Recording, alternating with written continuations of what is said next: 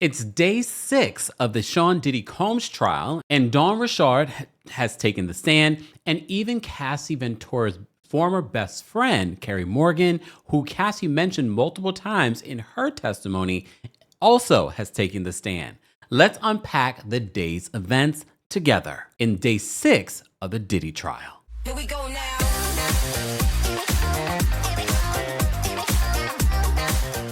Welcome back to the Kempire channel, your number one source for pop culture news and music, entertainment, reality TV, and so much more. As always, be sure to like this video, subscribe to the channel, and hit that notification bell so you never miss out on breaking news when we go live or when we upload. And if you missed it last week, we broke down day 1, 2, 3, and 4, and 5 of the Diddy trial for you. So if you want a place where you're getting a summary of the day's events, be sure to subscribe and turn on your notifications so you don't miss out. I am definitely locked in to giving you at least a summary. And included in my summary are context of different stories that I've covered, lawsuits that I've covered related to Diddy, or some of the different transcripts and notes that I'm seeing throughout the trial day. So stay tuned for that. And I will be highlighting certain reporters that are in the room for these testimony. So let's talk about Dawn Richard. Did you know Dawn Richard, formerly of Danity Kane and formerly of Diddy Dirty Money, testified briefly at the end of the day on Friday, but I already knew that she would be back on the stand today because the defense had to question her as well. According to people that were on the inside, including reporters for Law and Crime here on YouTube, they said Dawn's questioning, not interrogation, but cross-examination got intense. But according to the reporter that was inside, she says that she felt like she held her own, but it did have its tense moments. And at the end of the day, Diddy's attorneys have to try and discredit Dawn. So let's just go through the day. And again, as always, I'm going to cite my source in regards to who we are relying on today for our summary. Our friends over at NBC News has got us covered because I've compared some of the other summaries that I've seen. And I'm like, don't really love this one. Don't like how it's not necessarily in order. But our friends over at NBC News are helping us out. So they started the day off with just reminding us that Cassie's graphic testimony may set the stage for what's to come. They said in the first week of testimony in Combs' federal trafficking trial in New York, Cassie Ventura, whose real name is Cassandra Ventura, described over 4 days and being 8.5 months pregnant, that on the witness stand, a tumultuous relationship with a music impresario that began in her early 20s and lasted on and off for over a decade. As the government's star witness, her responses gave a window into a world centered around paid sexual encounters lasting days. According to her, the longest they ever did one of those freak-offs were 4 days. And sometimes occurring weekly, known as freak-offs, and that she said she was forced to endure under the threat of physical and psychological abuse. The freak-offs were so regular, she said that they became a job. She felt like she was an S-worker. Much of what Ventura, 38, testified to was graphic, from the sex acts with male S-workers to the violence, including the fights with Combs, that left her covered in bruises, she said, if she attempted to refuse a freak-off. A visibly pregnant Ventura also recounted how she said that Combs arred her, raped her, in her living room back in 2018, which he has denied. We told you a little bit about that. She claims that they had a sort of closure conversation. And if you've ever been in a relationship, you probably have had a similar conversation. And apparently he went back to her Malibu apartment and she claims that he raped her. She also admitted that after that happened, she did have consensual sex with him. I'm giving you the full picture. Because Cassie Ventura is the star witness, and a lot of legal minds believe it was her lawsuit, which we found out in this case, got her $20 million. We also found out in her testimony that she's also going to probably get an 8-digit payout from the Intercontinental Hotel where that 2016 incident happened. What we found out from a lot of legal minds is that they're pretty sure that it was her lawsuit, and what she said in that lawsuit that had a trigger warning, what she said in that lawsuit is what triggered this federal investigation and now this trial. So they continue. They say that Combs spent most of his career as an influential figure in hip hop. Now he's on trial over human trafficking allegations. NBC News Gaddy Schwartz talks to Variety senior music writer Stephen J. Horowitz about how this trial might affect the genre. That there is the Sean Combs, the artist, the fashion designer, the actor, the businessman, and he has launched careers. He's won Grammys. He's been seen as one of the biggest players in making hip hop mainstream. But how is all of this going to affect the hip hop industry and the culture going forward? Joining us now is Variety's senior music writer, Stephen J. Horowitz. Once again, Stephen, great to see you. Like we were just talking about it. We've seen changes. We saw Harvey Weinstein's downfall, exposing sexual exploitation in women in the film industry. Like, do you think that we're about to see this possibly in hip hop as well? And look, no offense to this journalist that he's speaking to, but I'm looking at him. And Mr. Horowitz is a white man, and I'm sure he probably covers hip hop and things like that. But I feel like a question like this, NBC News, should be directed at some of the pioneers, some of the people that are actually in hip hop, that are part of the industry. And I point that out because I feel like it's necessary for those that are watching this or listening to this, and they're like, okay, so who is this Horowitz guy and why should we listen to him and his perspective? Not saying that he's wrong, but I'm just saying if you're going to ask someone about hip hop, there's plenty of pioneers in hip hop that would give you, and maybe NBC News has spoken to them, but this is the clip that they've included. I think we are seeing it in some ways already. We've seen powerful men in hip hop be held accountable for the alleged ways they've treated women over the years. Whether or not those claims are substantiated, there have been recent lawsuits filed for sexual misconduct against Def Jam executives Russell Simmons and Kevin Liles. We've seen it happen with L.A. Reid, another powerful executive. Just last month, Soulja Boy was ordered to pay $4 million to a Jane Doe in a sexual assault case. Lizzo had this with her backup dancers. There's many examples here. I think cases like the Diddy one creates a space for women who have suffered from sexual abuse to come forward. I think that's given women the courage to speak out and hold those accountable for their actions. And I think in that sense, a lot of the ripple effect from this could be about empowerment and creating a safer space for women in the music business. It also makes me wonder, will this, I mean, right now, yes, we've seen lawsuits come here and there in regards to other people in the hip hop industry. It makes me wonder, are we going to see some more people? As you know, Jay-Z was brought into this situation. He fought it, and that particular lawsuit was dismissed. It makes me wonder if there are going to be other individuals. One thing I will note, just because I don't want to forget it later, Harv Pierre, who was named in one of the civil lawsuits with Diddy, who was also a former president of the Bad Boy Entertainment, Dawn mentions his name along with security guards, D-Rock and Bonds and things like that during her testimony. What kind of mark do you think this is going to have overall on the culture? This is why I find it so interesting. You're asking this senior writer at Variety, this white man, gotta say what it is, how this is going to affect the hip hop culture. NBC, really? I hope that the mark it leaves on a hip hop culture would be that it holds people in powerful positions responsible to learn how to wield their power correctly and act with professionalism. I also hope that it creates more opportunity for women in the hip hop workspace. You have to keep in mind that hip hop only turned 50 in 2023. So that's a relatively short history in the grand scope of recorded music. And it really reached the peak of its powers in the early aughts. So there's a lot of room for growth. Mm-hmm. And I hope that the mark this case leaves will help create a positive change moving forward. And Stephen, one last thing, like, what the therapist was just saying about where the culture was in the 2000s, just like the lyrics, right?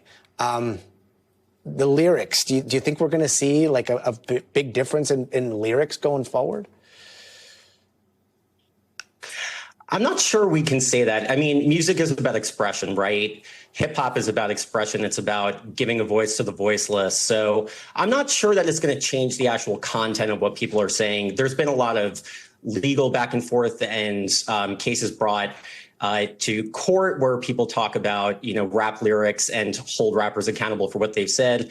It really doesn't stick in these cases. So I'm not sure we're going to see any change in the content of what people are saying. But who knows? Who knows? I definitely think we will see a change in the content. I think we already have started to see a change as the Me Too movement has happened. I definitely have already seen the change. Certain things, people are highlighting lyrics from years ago, like, why did we think that was okay for these rappers to say, both female and male rappers? Because I remember them saying some of the things that MC Lyte said in some of her older songs. As Dr. Maya Angelou once said, when you know better, you do better. So hopefully, now that we know better, people will do better and that this behavior is not acceptable in hip hop. I hope because this trial is about 2 months, a little bit less than 2 months, that media outlets will reach out to people that are in the hip hop community when asking questions about how this might possibly change the culture. And I get it. Mr. Horowitz is a variety journalist, but if you're going to ask about the culture and the impact a situation like this will have on the culture, let's ask them. However, maybe they did. And because Diddy is so ingrained in hip hop and so influential in hip hop, a lot of people may have turned him down. There have been a lot of people that have been silent when it comes to this Diddy trial and these Diddy accusations. All right. So this is what NBC reminds us. It says Dawn Richard, a former member of the Danity Kane, an all-girl group that Diddy created on MTV's Making the Band, took the stand on Friday and testified that she saw that Combs physically assaulted Ventura in his home in Los Angeles in 2009. Richard alleged that he threw Ventura to the ground, threw a skillet full of eggs at her, put his arm around her neck, and dragged her upstairs. Richard testified that I was scared for her. I was scared to do anything. Richard, as you know, took the stand also today. Also, for those that may have missed the separate video that I did, our weekend update, I think it was like a TikTok that I did, but I also posted it here on YouTube, but I'll mention it here. Aubrey O'Day. Aubrey O'Day confirmed via the TJ Holmes and Amy Robach podcast. Yes, they have a podcast. That she will not be testifying. She did speak to Homeland Security, but she will not be testifying. Apparently, she is working on telling her side of her experiences with Diddy in some other realm. I'm guessing maybe some sort of documentary or whatever it may be. Can I just say this about Aubrey? On some level, I feel like Aubrey, so many people are waiting to hear Aubrey because Aubrey has always taken shots at Diddy, no matter when it was cool or not cool. She would take those shots. I just feel like in this particular situation, I feel as if Aubrey is a bit of a clout chaser when it comes to this, because she had all this talk and I felt like she was trolling the world, the public, with her posts on social media, making it seem as if she was going to testify, only for her to be like, oh, I'm not testifying. And whatever she's doing, she's going to get paid to speak her truth. Fine. That's all well and good. She hasn't even filed a personal lawsuit against Diddy. But I just feel as if she's done like the TMZ documentary and things like that. And I'm not saying that she doesn't have a legitimate story. I've told you, D. Woods in the Max documentary talked about a legitimate story that Aubrey had told her about her experience with Diddy during those early years. So I just found it interesting. I was like, okay, so Aubrey, were you just trolling the public with your being in New York and blah, blah, blah, blah? And I'm just like, all right. I just feel like this is not a laughing matter. This is not something to be trolling anyone, because you start to take credibility away from people that are testifying, that have real stories. And I'm not saying she doesn't have one, but playing these sort of like reindeer games, I don't like that. NBC says that former Danity Kane member Dawn Richard arrived at court shortly after 8 a.m. Combs' attorney, including Xavier Donaldson, Alexandra Shapiro, and Mark Agnafilo, were also seen arriving this morning. Court officially was in session, kicking off of day 6 of Combs' trial. They said after about 20 minutes of discussion between the judge and attorneys from both sides, Richard was brought back to the witness stand to continue her testimony. Richard wore slacks with a white shirt and overcoat. And it's important to note what they're wearing, the mood in the court, because there are no audio, there is no video of this, and this is part of the reason why. And I'm glad, because if you saw any of the paparazzi footage outside or the media footage outside on Friday, there were a lot of people chasing Dawn Richard down, saying all kinds of things. One particular woman, I don't believe she was a person of the media. I think she was pretending to be a person of the media. It's like a circus show out there. At one particular point, this woman asked Dawn Richard how big Diddy's private area is. It's a bit of a media circus outside. I also reported to you guys, I think in our weekend update, that there are people out there wearing free Diddy shirts. Well, hold on before you get upset. Apparently, they're being paid $20 an hour to do that. And some of those people looked unhoused, some of them. And this goes back to what we've been saying, that Diddy, even behind bars, he still has influence outside. Richard recalled how frightened she was when Combs allegedly threatened her and the defendant's then girlfriend, Cassie Ventura.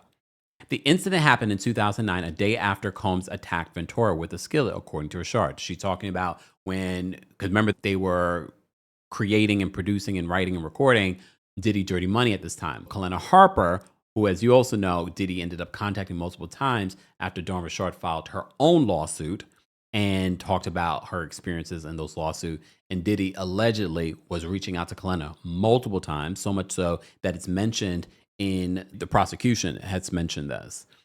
And apparently he may have, or allegedly, paid Kalena to post the Instagram post that she posted. And then she did that weird interview. We've talked about that. Again, check our YouTube channel out. I am also doing a separate trial playlist covering all of these summaries. The incident happened in 2009, according to Dawn Rashard. She says in a quote, "He said you could go missing, that we could die," Rashard told jurors. "I was shocked, but also scared. I couldn't believe this would be the beginning of a journey for us with the group Dirty Money." So this was at the very beginning that she witnessed this stuff happening. Dawn Rashard said that she regularly witnessed Combs lashing out at Cassie Ventura over the years, often after his then girlfriend would voice her opinion. Frequently, he would punch her, choke her, slap her in the mouth, kick her, punch her in the stomach, Rashard told jurors. It could be because Cassie was speaking up for herself. It could be random. It could be she had an opinion for herself, Rashard said. She would be quiet when she had these moments of trying to stick up for herself. He would hurt her for it. The two female members of Diddy Dirty Money wore sunglasses alongside Cassie Ventura during a Central Park appearance as a way to support her, Rashard testified. According to Rashard, Ventura was punched in the face by Diddy at his home in 2009 ahead of the event. Diddy's former girlfriend had a swollen eye that Ventura used makeup and sunglasses to hide, Rashard told the court. "We wore sunglasses to have solidarity with her and have a support system because she needed it." Rashard is likely best known for her time performing with the girl group Danity Kane, but she was also in another musical group in the mid-2000s. She got her start with Combs through his reality show, making the band 3, which is how Danity Kane formed.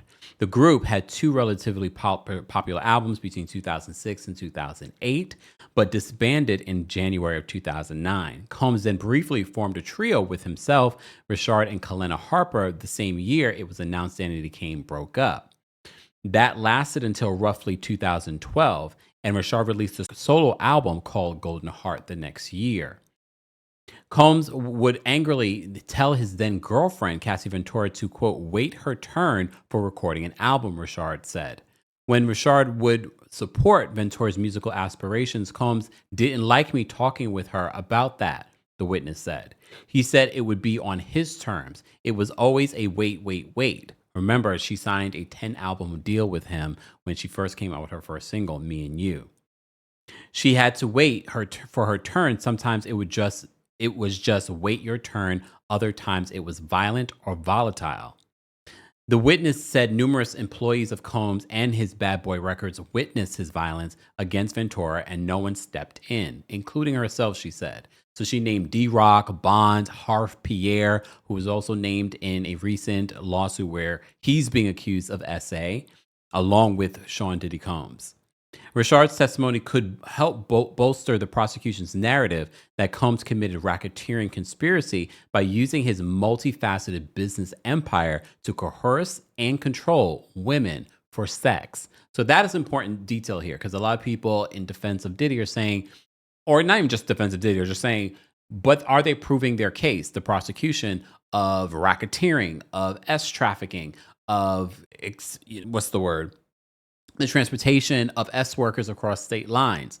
So those are important elements that people are paying attention to. Is the prosecution doing that? So far, what they've shown is the fact that, yes, they had a very abusive relationship, Cassie and Diddy. However, are they proving what he's being charged for? Yes, should he be charged for DV? Yes. However, it's important to note, we're talking about Dawn Rashard. She wasn't a personal friend to Diddy. She was an employee. In continuation, let me just double check something, because there were a few moments that I wanted to highlight from Dawn's testimony, because I did pay attention during, and shout out to Inner City Press as well, in regards to their coverage of the case. And I keep telling you guys, It's not a transcript. It's him quickly trying to jot down some of the Q&A that's happening on the witness stand and the testimony that we're seeing. So our friends over at the Shade Room are also doing a trial watch, and they said week 2 of the U.S. versus Sean Combs trial begins with Dawn Richard resuming her witness testimony. In their recalling of what Dawn said, they said Dawn Richard ended her testimony on Friday saying that she was told by Diddy that people could go missing after she allegedly witnessed him attack Cassie with a skillet. Today's testimony began right there. When asked how she interpreted the statement, she said that people could die. Dawn was also asked what she observed between Cassie and Diddy. She said that he would drag her and kick her and punch her in the mouth. She said that these acts of violence were often prompted by Cassie speaking up for herself. Prosecutors returned to questioning about Combs' drug use, or rather his offer of drugs to other people, while Richard was on the stand. Richard testified that Combs would have a drug dealer named One Stop deliver a range of substances to the recording studio, including cocaine and marijuana. She also told the court that Combs or his assistants would carry a Louis Vuitton pouch filled with drugs. Again, this is to emphasize that he created an enterprise to facilitate these dirty deeds. Cassie Ventura referred to the Louis Vuitton pouch as Combs' med bag during her testimony last week. Prosecutors then asked if Richard ever saw a weapon while with Combs. Richard said that she saw firearms a few times and that Combs' bodyguards had them and held them in their lower back. In continuing, Richard ended her direct examination by saying that she's seeking justice in hopes of inoculating Richard against defense claims that she'd been biased against Combs due to her federal lawsuit against the music mogul. Assistant U.S. Attorney Mitzi Steiner asked the witness what she hopes to gain from testifying. Steiner asked Richard if she's expecting any compensation for your testimony. She says, "I'm expecting justice." Then, of course, the cross-examination begins of Dawn Richard, and this is where it gets a little heated. And of course, this is their defense team's, this is their job. They have to take away from her credibility. So Combs' attorney, Nicole Westmoreland, began cross-examination of Richard and picked up where prosecutors left off. Richard's lawsuit against Combs. Westmoreland asked if Richard was aware there was a pending motion to dismiss her lawsuit, which we saw. I don't know if you guys have seen this. I shouldn't assume. Over the weekend is when Diddy's team sought to dismiss her lawsuit, a standard practice with civil lawsuits, but Richard said she didn't know. Defense then began a line of questioning in an attempt to undermine Richard's testimony last week that she witnessed Combs throw a skillet at Cassie. Westmoreland asked Richard allegations have been, quote, changed over time, claiming that her allegations have changed. So they're saying in interviews that she's done with the prosecutors, it's not aligning with what she's saying on the stand. Westmoreland said that in a letter to Combs, Richard alleged that she heard a pan hit the wall, but didn't see it. Richard responded to the series of questions that she wasn't aware or didn't recall what Westmoreland was referencing. So a previous version of this live blog, they're correcting, misstated Richard's testimony Friday. She testified that Combs tried to strike Ventura with a skillet, not that he struck Ventura with the skillet. Yeah, so he aimed to do that, but he didn't strike her with it. Defense attorney Nicole Westmoreland to try to poke holes in Richard's claim that Combs attacked Ventura with a skillet of eggs. Westmoreland suggested in her questions that Richard had told different versions of the 2009 incident, which again, almost 20 years ago, you're trying to remember things verbatim. That's going to be hard, including one that simply had Combs throwing eggs at Ventura. Richard told jurors on Friday that she saw Combs try to hit Ventura with the skillet. Westmoreland reminded Richard that she's under oath and then asked if she's changed her story over time. Dawn responded, "I said the best that I could recall," which is understandable. We're not talking about last week. Again, half the stuff that's happened last week I could barely remember, at least not in detail. Combs' defense is attempting to catch inconsistencies in Richard's direct testimony, this time with the allegation that Combs said to her that people go missing and that they could die after witnessing a fight between him and Cassie Ventura. Westmoreland pulled up interviews Richard had with prosecutors in October and March, where she also recounted the same incident with a skillet. Westmoreland pointed out Rashard said in the interview that Combs said this was a love thing with no mention of people go missing in her interview. That's not true. I don't recall not saying that, Rashard responded. You didn't tell prosecutors that Sean Combs said people go missing, Westmoreland continued. I didn't remember it, Rashard told the court, later stating that she remembers everything I'm telling you now. I mean, again, it's their job to discredit Dawn and what she said in the past versus what she's saying right now. The defense challenged Rashard's testimony about weapons and narcotics she allegedly saw in Combs' possession, inferring that her memories only recently came to light. Under direct examination, earlier on Monday, Rashard detailed the times that she saw Combs with guns and illegal drugs. Westmoreland asked Rashard why the witness didn't mention GUNs in 8 meetings with prosecutors, and she said it wasn't asked. Also, under direct examination on Monday, Rashard said that she saw Combs taking ketamine, cocaine, and Molly. Westmoreland asked Rashard if she changed her story after previously telling the government investigators she hadn't seen Combs with cocaine. Sidebar, when I was watching the transcript or just a summary of this online from Inner City Press, I said to myself, if you put a bunch of different things in front of me, and I get it, cocaine's a powdery substance, but there are other powdery substances that people snort and do things with, I probably wouldn't know. Like, I don't know what ketamine looks like. I don't know what a Molly thing looks like. But I guess if you're in the industry, you kind of know, but fine. I would give her grace on that because, like, how do you know what he's popping at any given moment? Westmoreland asked Rashard if she changed her story after previously telling the government investigators she hadn't seen Combs use cocaine.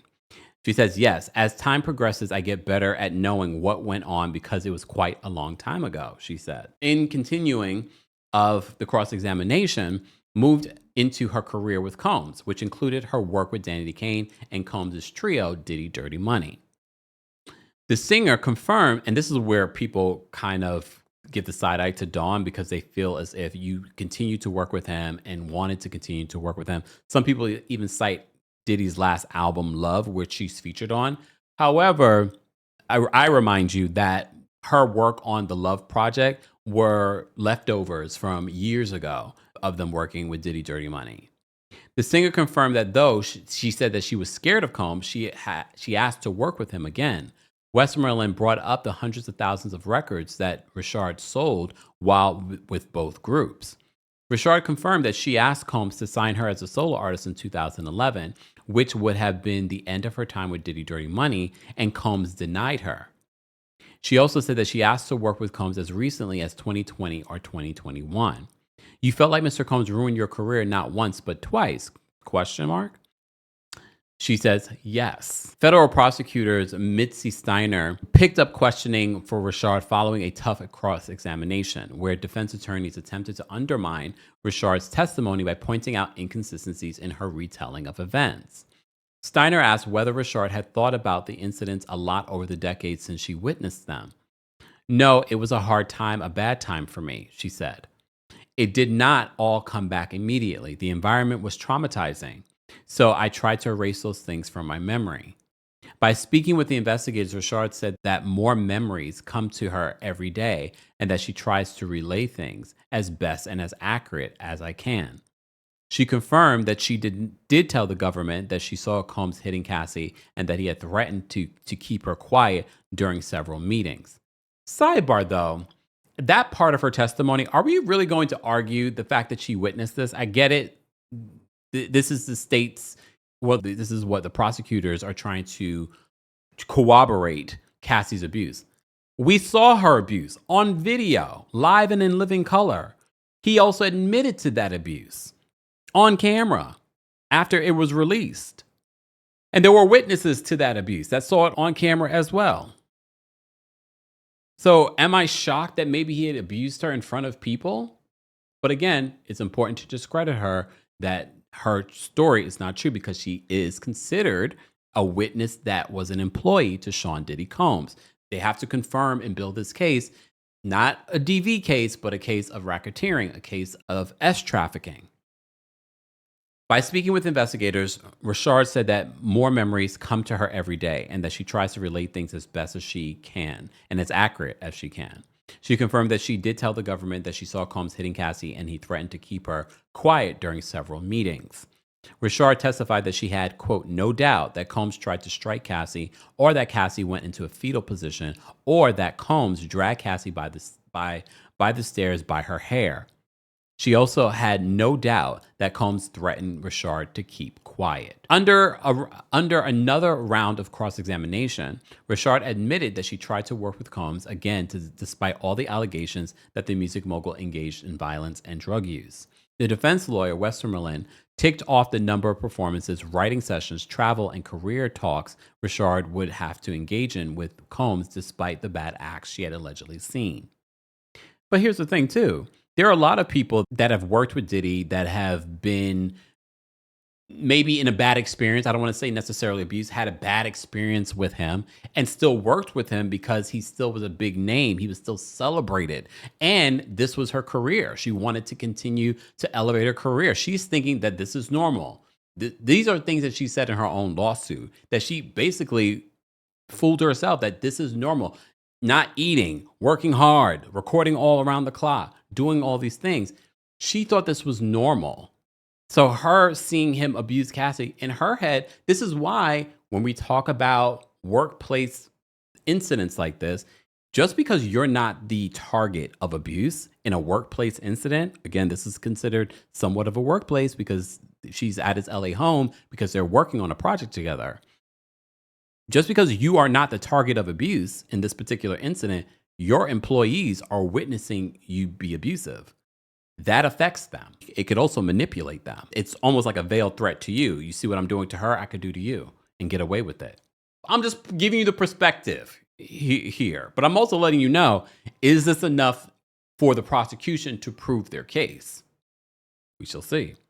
Westmoreland, Diddy's attorney, says, you spent a lot of time together even though he made death threats. She responds and says, yes. When pressed about her lawsuit against Combs, Richard said, I want justice and to be made whole. In her lawsuit, she's also accusing him of not paying her. She says that she's owed millions of dollars.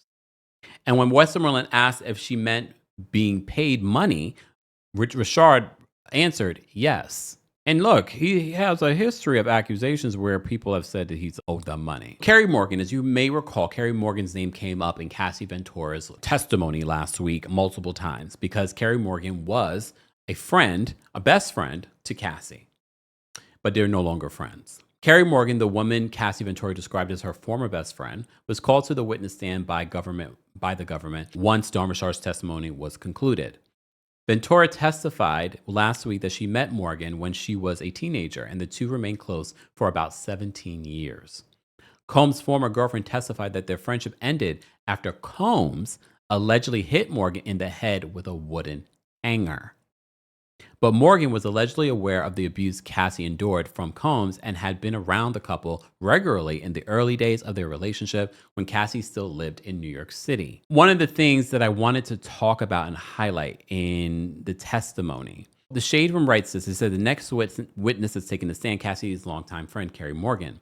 She testified that she no longer has a relationship with Cassie Ventura, despite them being best friends from 2001 to 2018. Morgan alleged that she stopped being friends with Cassie because her boyfriend assaulted me, and later specified she was referring to Diddy. Because there is an incident that happens in Jamaica between Carey, Cassie, and Diddy. And this is what, shout out to our friends over at Inner City Press. The AUSA says this, and the next time, Carey Morgan in Jamaica, I saw him drag her by her hair. I ran back to get my purse and phone so that we could leave. The prosecution says, what did you see next? Carey says, I thought she was knocked out. Then she got up and ran into a wooded area. What happened next? Carey says, there were 2 golf carts in the driveway. I got in one and Sean got in another. We went in different directions looking for Cassie. The prosecution says, did you find her? Morgan says, yes. Then we hid in a ditch, whispering. Did Mr. Combs ever assault you? Carey says, yes. He hit me with a wood coat hanger and choked me. AUSA says, where did the hanger hit you? Behind my right ear. What did he express concern about? Who Cassie was cheating on him with?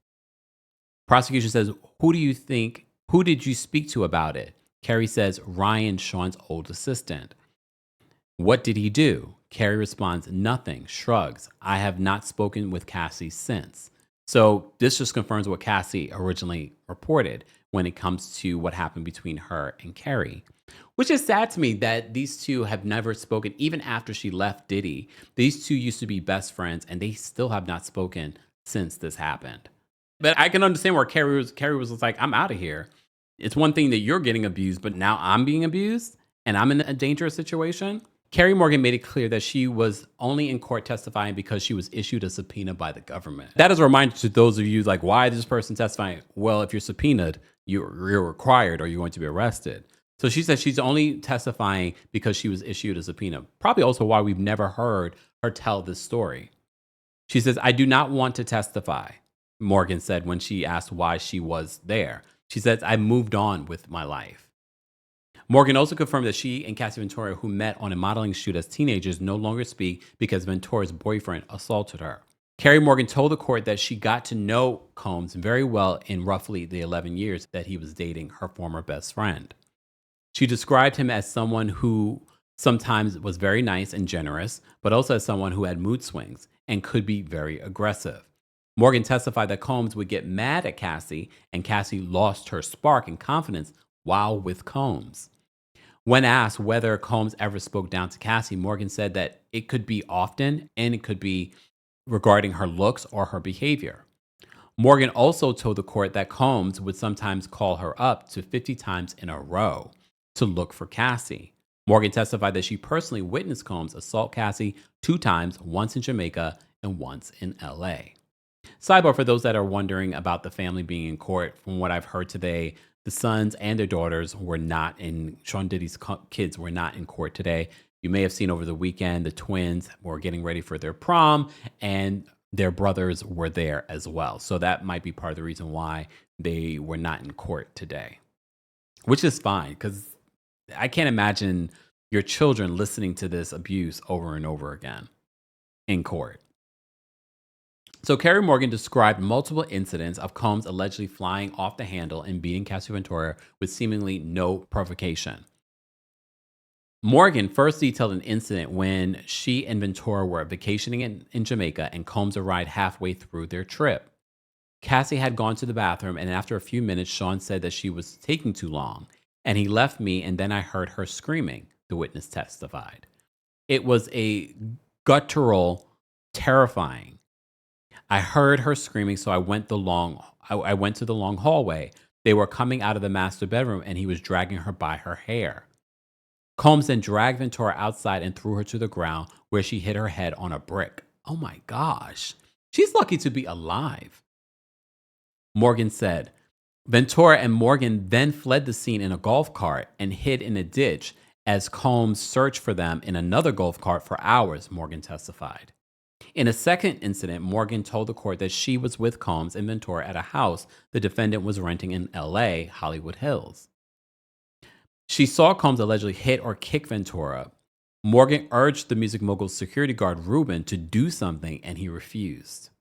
He told the court that she and Ventura left the house to hide at a neighbor's place and heard Combs driving by to look for them.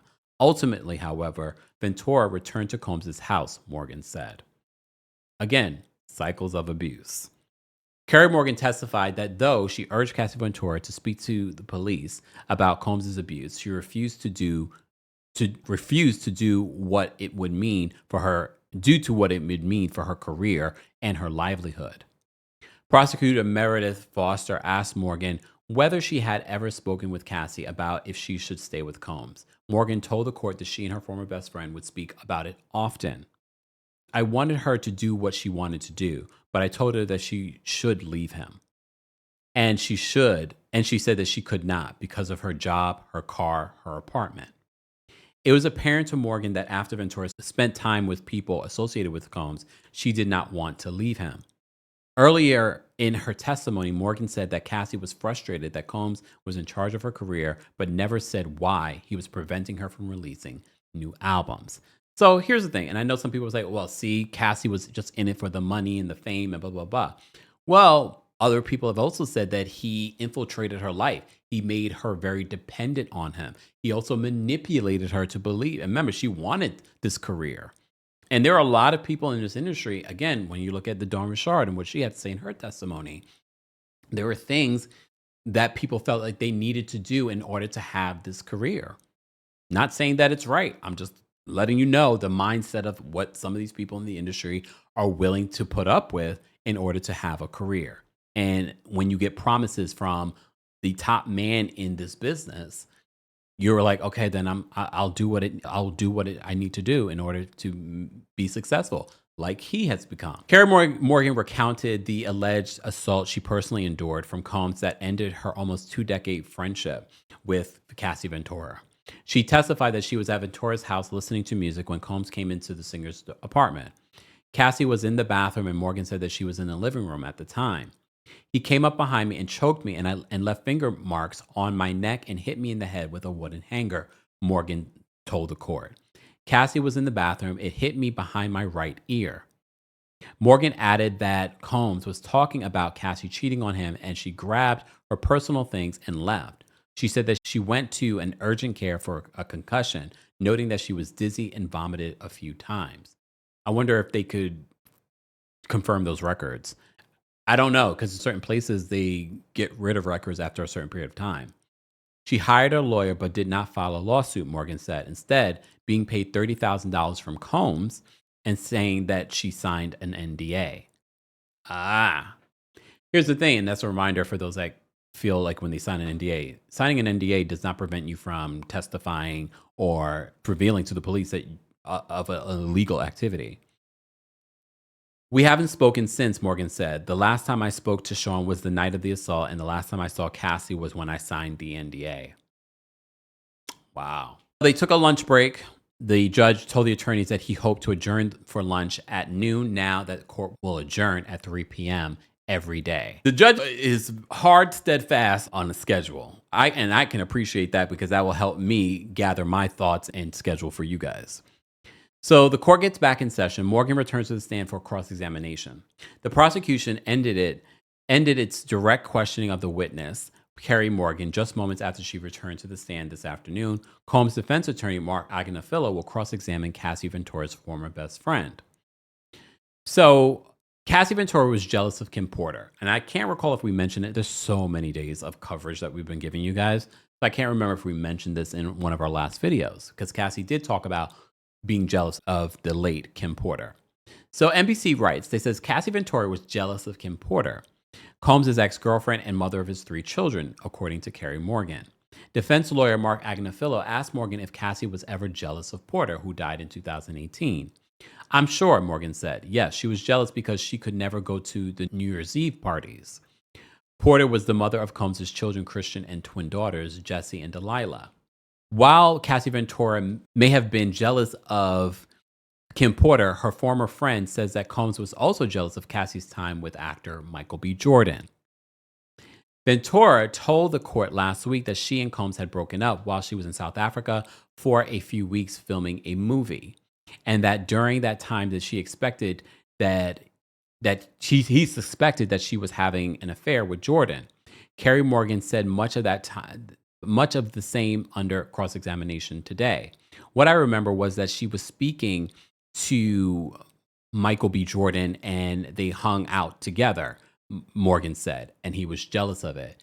I also have to correct something that I said last week, because I remember that Michael B. Jordan and Lori Harvey dated, and there was this sort of relationship that was happening between Sean Diddy Combs and Lori Harvey at one particular point. I wanted to correct that. So Diddy apparently had this relationship, very brief relationship, with Lori Harvey in 2019. And then Lori Harvey and Michael B. Jordan started dating in 2020. So it was very close. So explains why I thought, oh, same time, is that what was happening? But no. But then again, it's so incestuous, this industry. Carrie Morgan said that she hasn't spoken to Cassie Ventura in 7 years, after Ventura allegedly failed to take her friend's side after an alleged altercation with Combs. The witness recalled an incident when the 3 of them were at Ventura's apartment in 2018, when Morgan claims that Combs grabbed her by the neck and hit her with a wooden hanger. The reason I stopped speaking to her was because she was not supportive of me after that incident, understandably. And a lot of friendships, for those that know friends that have been in domestic violence relationships, a lot of you probably can relate to the situation. Maybe not necessarily being abused by your friend's abuser, but ending the friendships because of that abuser. So the reason I stopped speaking to her was because she was not supportive of me after that incident. I draw my line at the physical abuse, Morgan said under cross-examination. Even though Ventura eventually left Combs, married personal trainer Alex Fine, and is about to have their third child together, Morgan said the relationship remains broken. The witness says that she received $30,000 to keep quiet. She said that it was through him the money wasn't coming from her. She was the go-between, Morgan said. I did not demand money from anyone. She offered money to close the case on it so I don't sue anybody or say anything public about it. And remember, Carrie Morgan had been around their relationship for the good majority of their relationship. And that was her best friend, so she knew a lot of details. And that could have ruined him back then. She says, all I got was $30,000. Carrie Morgan's time on the witness stand ended after a quick redirect from the prosecution, who just asked her to reiterate what she saw during Combs' assault of Cassie in Jamaica. And this is just the prosecution to remind the jury, even if the defense convinced you of something else, let me just remind you of this particular incident that stands out. They said the government then called David James, a personal assistant who worked for Sean Combs between 2007 and 2009, to the stand. James told the court that he was testifying because he was subpoenaed twice. So people are just saying, like, I did not want to be here. I've been subpoenaed, so I'm here. David James broke down in tears, describing the Bad Boy staff's undying loyalty to the music mogul, who viewed him as a king, the witness said. James recalled meeting with staffers during the interview process in 2007, and one female executive left a lasting memory. An overcome, James grabbed tissues and testified that the executive pointed to a picture of Combs on the wall and said, "This is Mr. Combs' kingdom, and we are all here to serve in it." Oof. David James recalled the first time that he interacted with Cassie Ventura while he was Combs' personal assistant. It was in Miami when Combs rented a yacht to try to impress her, James said. When he and Ventura were smoking cigarettes, Ventura told him, "This place is crazy." When James asked why she didn't leave if she thought it was so crazy, Ventura told him that she can't. "He controls my career, pays my allowance, and pays my rent," she said, according to James's testimony. James also testified that he heard that Combs talk about Ventura to a friend during a car trip in LA, describing her both as his queen and also being very moldable. So he knew that he could control her. The other thing that I wanted to mention here, and this is coming from our friends over at the Shade Room, because you know what we do here, we cite our sources. So in regards to David James's testimony, he says the prosecution questioned James about his duties as Diddy's assistant, which including booking reservations, being present at the Bad Boy office, heading to the studio until 3 a.m., and travel. James testified that he and Diddy's security team worked 20 hours a day. Eesh. James testified that Diddy was in relationships with 5 women during the time he worked for him, naming the following women: Kim Porter, Sarah, Tara, Yana, and Cassie. This is going to, first of all, this is an employee very much involved in the escapades of this man's life. But it's also pointing out how involved the business and personal were intermingled. That's important for the prosecution. The prosecution asked about James's first conversation with Cassie, in which he asked why Cassie wouldn't leave Diddy. Cassie replied, again, "Sean controls my life, my music, he pays for my apartment." James recalled in a conversation he overheard Diddy having while they were on Star Island. Mr. Combs said that Kim is my queen out in LA with my family. He said that I have Cassie right where I want her. She's young and moldable. Oof. Are we surprised? No. But again, the prosecution's job, though, is to prove that there was trafficking, that there was racketeering. Again, this is only day 6. We shall see. I will probably have a better assessment midway through, because that is going to be important.